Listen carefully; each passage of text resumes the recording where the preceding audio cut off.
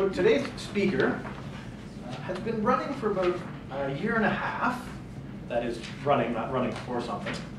Running with running shoes on. So he considers himself an amateur runner, but he's found that he loves it. And he subscribes to the philosophy of, if I can do it, anyone can. So I'd like you to please welcome Manuel Fernandez, my running motivation, Manuel Fernandez.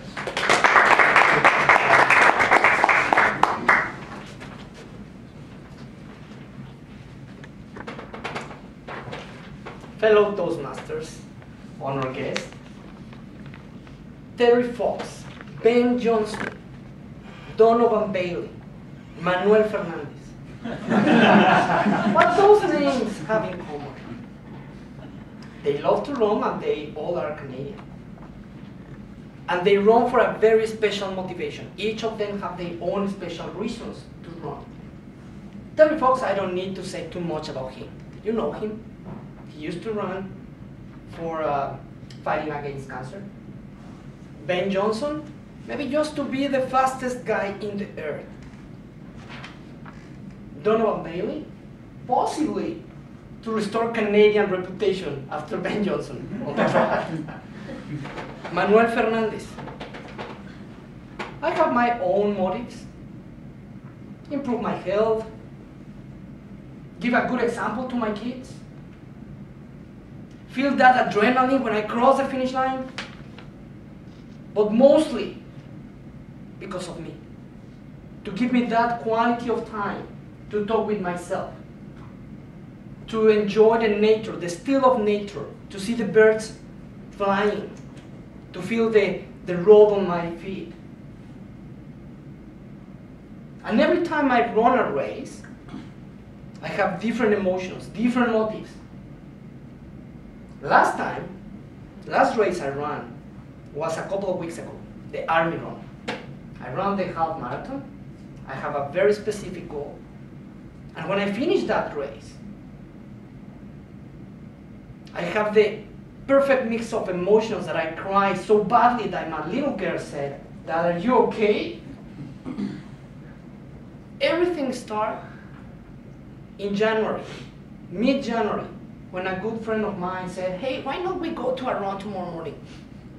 Mid-January, -15, with a forecast of 15 centimeters of snow? Are you crazy? He said, "Yes, I will bring some gear for you. Just bring your running shoes or whatever shoes you have, and let's just have fun. Maybe you enjoy it." And I said, "Well, why not? Let's try that." After that, I started running. My first race, the 10K, the Ottawa race weekend. It was a very nice experience, feeling that adrenaline, feeling that I did run 10K, something I never thought I could do. After that, a couple of months of relaxing to recover my muscles and my mind, and then I put my target into something bigger, the half marathon. So I wait a whole year. I trained, I went out for a running in those difficult cold days, in those warm, hot days in the summer. And I have that motivation that was, I can do something better. I can enjoy this. I can do something that I never thought I could do. After I finished the first half marathon, I did 1 hour and 53 minutes, not so bad. But just after I finished that, I thought I can do even better.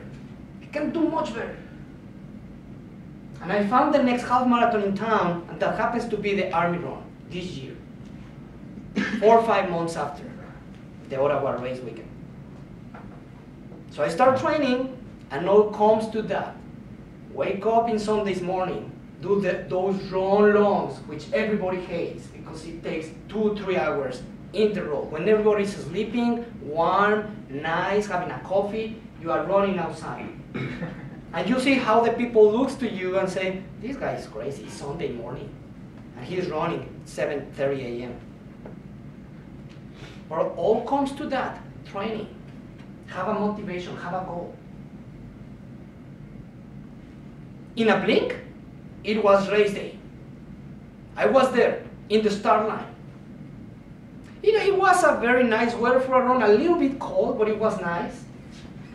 The crowd started arriving to the place, at 9 o'clock sharp, boom, the cannon shot.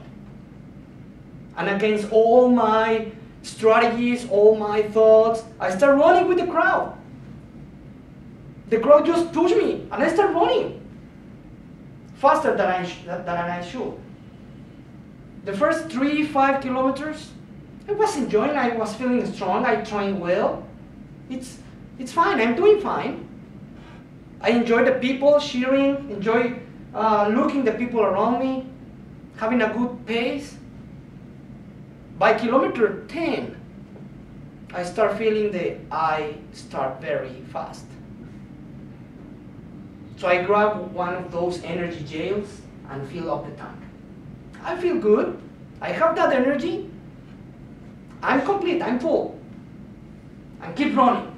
Just keep running. This is my day. I trained for that. By kilometer 16, the tank was almost empty. I say, what am I doing? I feel pain in my legs. I feel pain in my back. I'm sweating. I'm not enjoying this. My feet is hurting me.